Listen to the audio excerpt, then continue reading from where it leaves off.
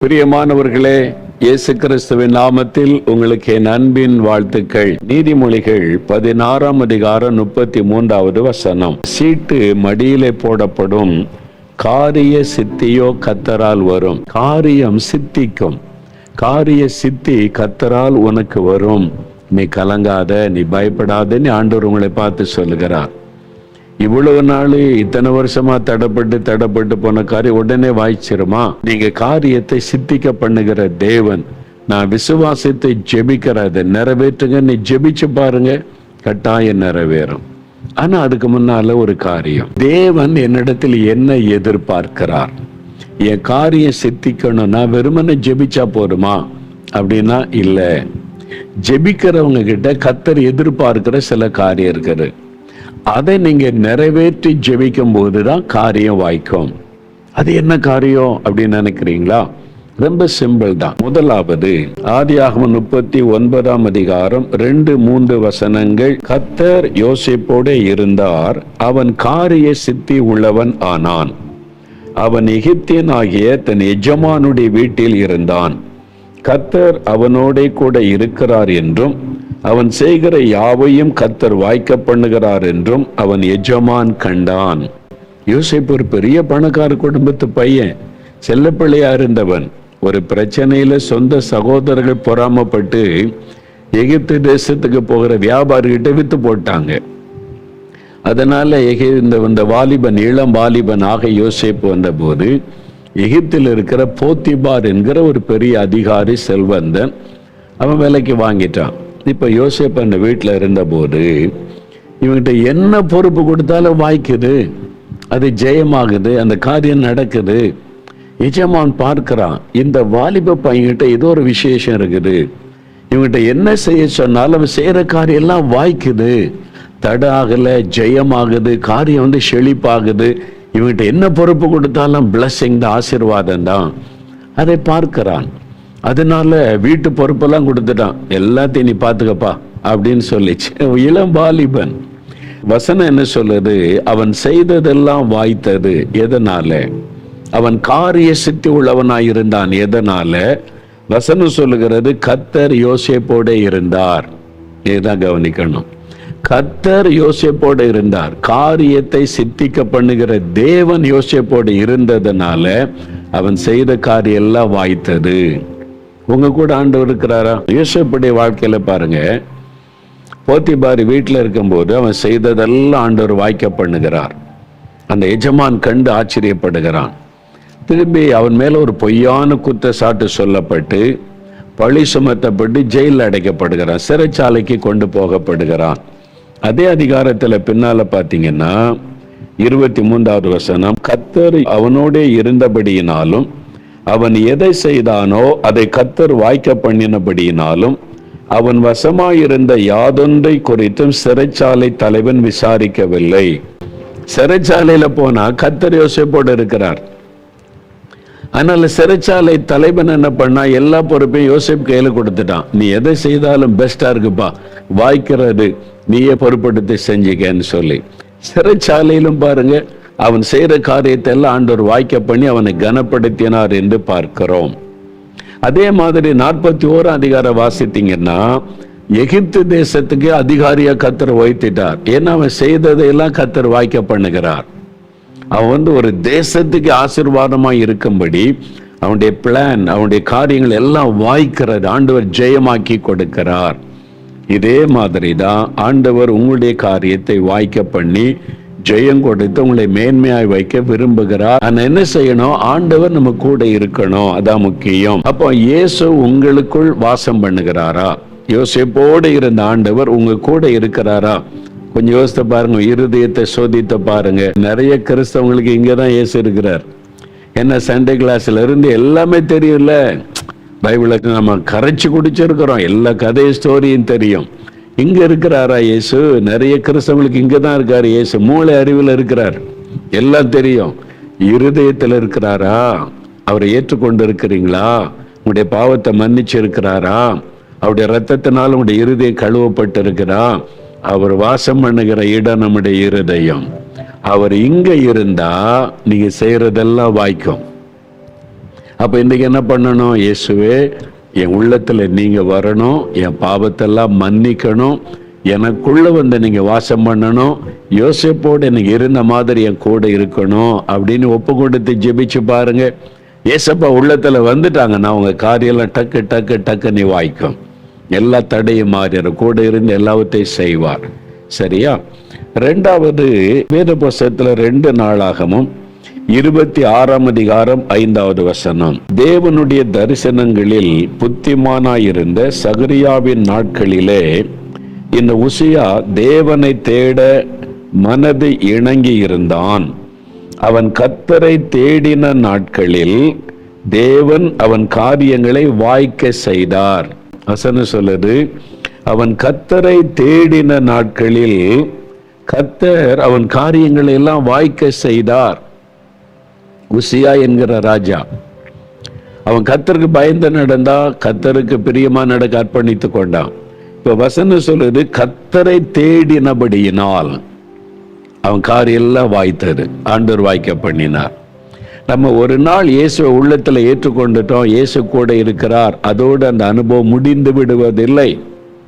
அனுதினமும் அவரை நம்ம தேடணும், அவருடைய பிரசன்னத்தை நாடணும், அவருடைய முகத்தை தேடணும். அதான் ஆண்டவர் விரும்புகிற ஒரு காரியம். நம்ம கர்த்தரை தேடி எங்க போய் தேடுறது ஆண்டவரை அப்படி சொன்னீங்கன்னா, உங்க வீட்டிலேயே உங்களுடைய ஜெப அறையிலேயே ஜெபம் பண்ணும் போது நம்ம கர்த்தரை தேடுகிறோம். வேத வசனத்தை தியானிக்கும் போது ஆண்டவரை நம்ம தேடுகிறோம். அந்த வசனத்தின் மூலமா ஆண்டவர் தன்னை நமக்கு வெளிப்படுத்துவார். ஜெப நேரத்தில் ஆண்டவர் தன்னை நமக்கு வெளிப்படுத்தி நம்மோடு இடைப்படுவார். இதை மனதில் பதித்து கொள்ளணும். 2 நாளாகமும் 7ஆம் அதிகாரம் 14ஆம் வசனத்தில் என்ன சொல்லப்பட்டிருக்கிறது? என் நாமந்தரிக்கப்பட்ட என் ஜனங்கள் தங்களை தாழ்த்தி ஜெபம் பண்ணி என் முகத்தை தேடும் போது, அவருடைய முகத்தை நம்ம தேடணும். அவருடைய பிள்ளைகள் தான் ரட்சிக்கப்பட்டுட்டோம், இயேசு கூட இருக்கிற அனுபவம் இருந்தாலும் அனுதினமும் அவரை தேடணும்ல, அவரை தரிசிக்கணும்ல, அவருடைய முகத்தை நம்ம பார்க்கணும்ல. என் முகத்தை தேடுங்கள் சொல்ற ஜெபத்துல காத்திருந்து ஜெபம் பண்ணி அதிகாலையில் எழும்பி அவரை தேடணும். இன்னைக்கு அவரை தேடுனீங்களா? ஒவ்வொரு நாளும் ஆண்டவரை தேடி அவருடைய பிரசன்னத்துல காத்திருந்து அவரோடு கூட ஐக்கியப்படுகிற அனுபவத்தில் இருந்தா நீங்க செய்யறதெல்லாம் வாய்க்கும். அந்த நாள்ல நீங்க செய்யற காரியம் எல்லாம் சக்சஸ் ஆயிரும் பாருங்க. அது மாத்திரம் இல்ல, வேத வசனம் 1ஆம் சங்கீதம் 2-3 வசனம் என்ன சொல்லுது நமக்கு நல்லா தெரியல. கர்த்தருடைய வேதத்தில் பிரியமாயிருந்து இரவும் பகலும் அவருடைய வேதத்தில் தியானமாயிருக்கிற மனுஷன் பாக்கியவான், அவன் செய்வதெல்லாம் வாய்க்கும். அன்று வாக்கு கொடுத்திருக்கிறார். நீங்க செய்யறது வாய்க்கணுமா? வேத வசனத்தை இரவும் பகலும் தியானிக்கணுமா? நீங்க ஜெபம் பண்ணாம வேத வாசிக்காம வெறும் காணிக்க மட்டும் கொடுத்தா காரியம் வாய்க்கும்னு நினைக்கிறீங்களா? இல்ல. நீங்க ஆண்டவரை தேடணும், நீங்க வேத வசனத்தை தியானிக்கணும், நீங்க கர்த்தருடைய வசனத்துல தாகமாயிருந்து அதை தியானிக்கும் போதுதான் உங்களுடைய காரியம் வாய்க்கும் என்று ஆண்டவர் வாக்கு கொடுக்கிறார். அப்ப நீங்க ஆண்டவரை தேடணும்ல. யோசித்து பாருங்க. ஜெபிக்க நேரம் இல்லை, பைபிள் வாசிக்க நேரம் இல்லை, தியானிக்க நேரம் இல்லை. ஆண்டவர் என்ன ஆசீர்வாதம் மட்டும் பண்ணணும்னு எப்படி வரும்? ஏன் காரியம் வாய்க்க மாட்டேங்குது? யோசிங்க. இன்றைக்கு ஒப்பு கொடுங்க, ஆண்டவரை இனிமேல் நான் முழங்கால நின்று பைபிள் வாசத்தை தியானித்து ஜெபிக்காம எதையும் செய்ய மாட்டேன், உங்களுடைய வசனத்துல தியானமா இருப்பேன்னு ஒப்பு கொடுங்க. யோசுவா 1ஆம் அதிகாரம் 8ஆம் வசனத்தில் ஆண்டவர் என்ன சொல்றார்? யோசுவா, நீ இந்த புஸ்தகத்துல நான் எழுதி கொடுத்த இந்த வேத புஸ்தகத்தை வசனத்துல இரவும் பகலும் தியானமாயிரு, அப்பொழுது உன் காரியம் வாய்க்கும். ஆண்டவர் வாக்கு கொடுக்கிறார். இங்க சொல்றாருல 1ஆம் சங்கீதத்தில் அவன் செய்வதெல்லாம் வாய்க்கும். உங்க காரியம் வாய்க்கணுமா? பிள்ளைகளுடைய திருமண காரியம் அல்லது உங்களுடைய பிசினஸ் காரியம், படிப்பின் காரியம், வீடு கட்டுகிற காரியம், நீங்க செய்கிற ஏதோ ஒரு தொழில் காரியம் வாய்க்கணுமா? தடைகள் விலகி காரியம் வாய்க்கணுமா? கர்த்தருடைய வசனத்துல தியானமாக இருக்க அர்ப்பணித்துக் கொள்ளுங்க. ஆண்டவருக்கு உங்களுடைய உள்ளத்துல இடம் கொடுங்க. அனுதினமும் வசனத்தின் மூலமா அவரை தேடுங்க. நீங்க செய்யறதெல்லாம் வாய்க்கிறத நீங்க பார்ப்பீங்க. 3வதாக இன்னொரு வசனம் பாருங்க. இது 2 நாளாகமும் 31ஆம் அதிகாரம் 21வது வசனம் பாருங்க. இங்கே எசேக்கியா என்ற ராஜாவை குறித்து சொல்லப்படுகிறது. என்ன சொல்லுது? அவன் தேவனுடைய ஆலயத்தின் வேலையிலும் தன் தேவனை தேடும்படிக்கு நியாயப்பிரமாணத்திற்கும் கற்பனைக்கும் அடுத்த காரியத்திலும் என்ன செய்ய தொடங்கினானோ அதையெல்லாம் தன் முழு இருதயத்தோடும் செய்து சித்தி பெற்றான். அவன் செய்ததெல்லாம் சித்தித்தது, ஆண்டவர் வாய்க்க பண்ணினார். யாரு? எசேக்கியா என்கிற ராஜா. அவன் செய்ததெல்லாம் ஆண்டவர் சித்திக்க பண்ணினாராம். அதுக்கு ஒரு காரணம் இருக்கு. என்னன்னா, தேவனுடைய ஆலயத்தின் வேலையிலே ரொம்ப உற்சாகமாய் செயல்பட்டான். அதாவது தேவனுடைய ஊழிய காரியத்திலே அவன் உற்சாகமாய் செயல்பட்டதுனால அவன் செய்ததெல்லாம் ஆண்டவர் சித்திக்க பண்ணினார் என்று வசனம் சொல்லுகிறாரு. அதான் அந்த காலத்துல, பழைய ஏற்பாட்டு காலத்துல ஊழியனால தேவாலயத்தை சுற்றி உள்ள காரியம், அவ்வளவுதான் ஊழியம். ஆனா புதிய ஏற்பாட்டு கால ஊழியம் அப்படி இல்லை. சபை, ஒரு சபை, அதுல நடத்துற ஊழியங்கள், அப்புறம் சுவிசேஷகர்கள், சுவிசேஷ ஊழியம், மிஷனரிகள், மிஷனரி ஊழியம், அதே மாதிரி விதவிதமான ஊழியங்கள், தேவனுடைய ராஜ்யத்தை கட்டுகிற பணிகள் நிறைய நடக்கிறதில்ல. அப்ப ஏழைகளுக்கு நன்மை செய்கிற ஊழியம், இப்படி நிறைய ஊழியங்கள் இருக்கிறது. இப்படி இந்த தேவனுடைய ஊழிய காரியத்துல உங்களை ஈடுபடுத்தி கொண்டு முழு இருதயத்தோடு அந்த ஊழியத்துக்கு உதவியா இருந்தீங்கன்னா நீங்க செய்யறத கர்த்தர் வாய்க்க பண்ணுவார். அதான் வாக்குத்தத்தம். எசேக்கியாவுடைய வாழ்க்கையில அந்த ஊழிய காரியத்தில் அவன் ஈடுபட்டு முழு மனதோடு அதை செய்ததனால கர்த்தர் ஆசீர்வதித்தார் என்பதாக நம்ம பார்க்கிறோம். பாருங்கள், வேத புஸ்தகத்தில் அன்னாளை குறித்து நம்ம வாசிக்கிறோம். அவளுக்கு அந்த குழந்தை செல்வம் வாய்க்கல. அதனால அவள் நிந்திக்கப்பட்டு பாடுபட்டு காயப்பட்ட உள்ளத்தோட வருகிறாள். அவ வருஷந்தோறும் தேவாலயத்துக்கு வர பலியெல்லாம் செலுத்துகிறாள், அதிலெல்லாம் கரெக்டா இருக்கிறாள். ஆனாலும் வாய்க்கல காரியம். ஒரு நாள் ஆண்டவருடைய சமூகத்துல வந்து, ஒரு ஆண் குழந்தை கொடுங்க, உங்களுடைய ஊழியத்துக்கே கொடுத்துட்றேன்.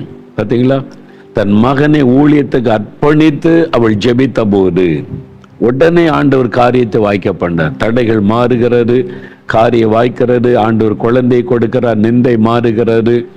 அவளால் ஒரு ஊழியக்காரன் ஆண்டவருக்கு கிடைத்து விட்டதை வேத புஸ்தகத்திலே பார்க்கிறோம்.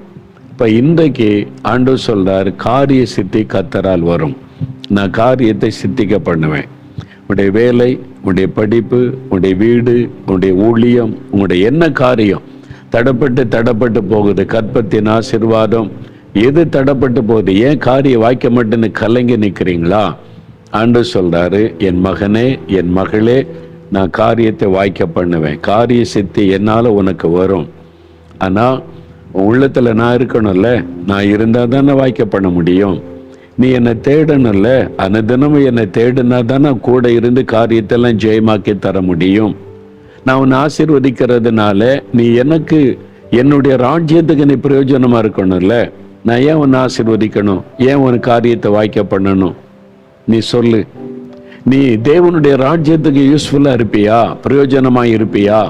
என்னுடைய ஊழியங்கள் நிறைவேற நீ ஆதரவாக இருப்பியா? அப்ப நான் உன்னை ஆசீர்வதித்து காரியத்தை வாய்க்க பண்ணுவேன். அப்ப இன்றைக்கு ஒப்பு கொடுங்க. ஆமா ஆண்டவரே, நான் இன்னைக்கு ஒப்பு கொடுக்கிறேன், நீங்க என் கூட இருக்கணும், நான் எப்பவும் தேடுவேன், உம்முடைய ராஜ்யம் கட்ட, உம்முடைய ஊழியத்துக்கு நான் துணையா உறுதுணையா இருந்து எல்லாவற்றையும் செய்வேன், காரியத்தை வாய்க்க பண்ணுங்க சொல்லி பாருங்க. உடனே காரியம் வாய்க்கும். ஆண்டவர் அதை வாய்க்க பண்ணுவார். ஜெபிக்கலாமா? அப்படியே உங்களுடைய கண்களை மூடி, எந்த காரியத்துல தடை தடை தடை என்று கலங்குறீங்களோ அந்த காரியத்தை ஆண்டவருக்கு முன்னால கொண்டு வாங்க. ஆண்டவரே, மகளுடைய திருமணம் தடைப்பட்டு போகுது, பிள்ளைகளுடைய திருமண காரிய தடைகள் நீங்கணும், கற்பத்தின் ஆசீர்வாதம் தடப்பட்டு போகுது, தடமாறணும். படிப்பின் காரியத்துல பிள்ளைகளுடைய எதிர்காலம் ஆசீர்வாதம் தடைப்பட்டுக்கிட்டே இருக்குது, வாய்க்க பண்ணணும். வேலை கிடைக்கவே இல்லை, தேடிக்கிட்டே இருக்கிறோம், வாய்க்க பண்ணணும்.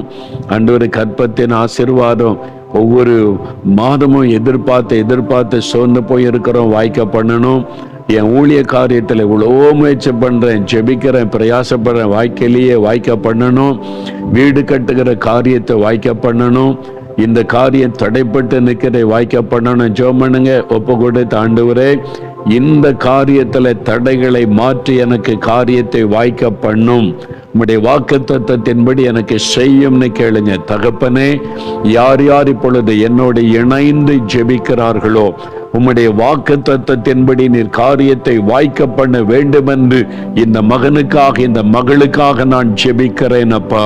எந்த காரியம் தடைப்பட்டு போய் மன வருத்தத்தோட சோர்ந்து போன நிலைமையில் இருக்கிறார்களோ, நசரேயனாகிய இயேசு கிறிஸ்துவின் நாமத்தில் தடைகள் விலகட்டும்.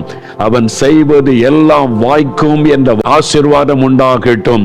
காரிய சித்தியோ கர்த்தரால் வரும் என்ற ஆசீர்வாதம் இந்த பிள்ளைகளுக்கு இந்த குடும்பத்தில் உண்டாகட்டும். பிள்ளைகள் காரியத்தில், பிசினஸ் காரியத்தில், ஆண்டவரே குடும்ப ஆசீர்வாத காரியத்தில், வீடு கட்டுகிற காரியத்தில் தடைப்பட்டிருக்கிற காரியம் எல்லாம் விலகி காரியம் வாய்க்கட்டும். இயேசு கிறிஸ்துவின் நாமத்தில் ஒரு அற்புதம் நடப்பதாக, இன்றைக்கு ஒரு மாற்றம் உண்டாவதாக, இன்றைக்கே வழிகள் திறக்கப்படுவதாக.